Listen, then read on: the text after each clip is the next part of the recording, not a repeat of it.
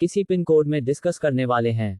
Infosys stock का जो result आया है उस रिजल्ट का इसके प्राइस पे क्या इम्पैक्ट पड़ेगा, इसको आसानी से समझने की कोशिश करेंगे।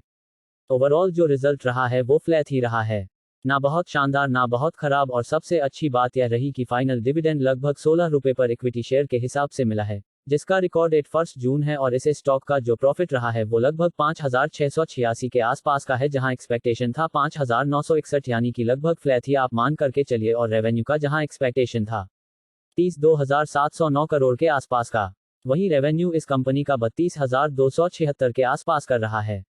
ओवरऑल टेक्निकल ही इसे रिजल्ट का स्टॉक पे क्या इम्पैक्ट आने वाला है, ये सबसे बड़ी क्वेश्चन है, और यही क्यूरोसिटी लगभग आप सभी में बना होगा।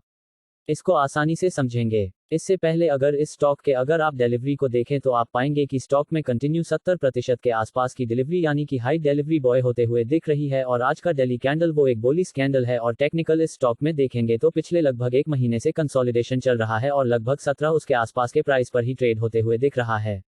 टेक्निकल ही इस स्टॉक में 1735 के आसपास का सपोर्ट है, और 1735 को अगर रिस्पेक्ट करती है तो सीली से स्टॉक में 1820 1850 के टारगेट के लिए आप चाहें तो ऑप्शन के थ्रू भी ट्रेड कर सकते हैं।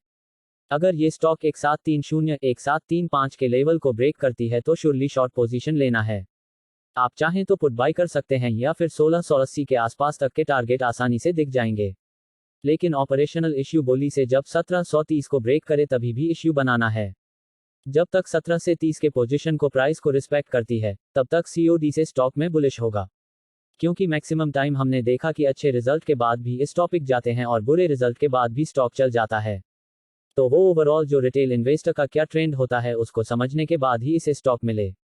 एक चीज ध्यान में रखे, 1730 का सपोर्ट है उसको रिस्पेक्ट करती है तो 1820 1850, अगर 1730 के लेवल को ब्रेक करती है तो फिर 180 तक के लेवल्स भी